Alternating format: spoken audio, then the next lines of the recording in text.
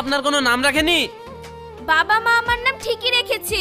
আমি এমএলএ সাহেবের মেয়ে বলছি, সায়নী, যার বডিগার্ড তুমি।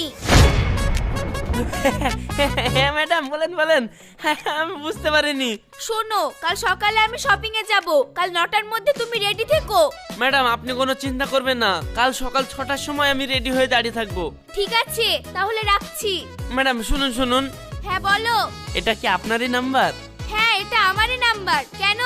ঠিক আছে ম্যাডাম, তাহলে আমি নাম্বারটা সেভ করে রাখি। ঠিক আছে ঠিক আছে, যা ইচ্ছা করো, রাখলাম। আচ্ছা ম্যাডাম, রাতের খাবার খেয়েছেন?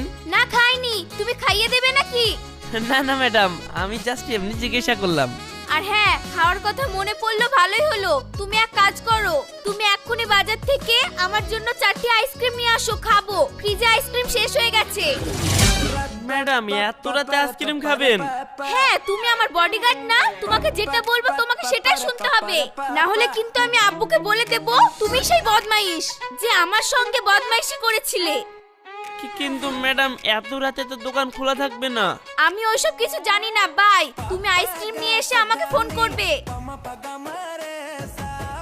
তোকে তো আমি এইভাবেই তিলে তিলে সাজা দেব। সারা রাত ধরে তুই এখন আইসক্রিম খুঁজে বেড়া।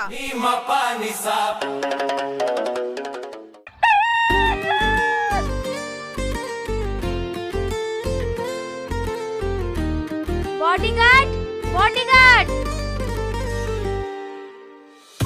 কি হলো, 4 চাকা এখনো বের করোনি যে? ম্যাডাম আমি তো 4 চাকা চালাতে পারি না, কিন্তু ম্যাডাম আমি মোটরসাইকেল চালাতে পারি। চলেন মোটরসাইকেল নিয়ে যাই আপনাকে। ঠিক আছে ঠিক আছে, তাহলে আব্বুর মোটরসাইকেলটা বের করো।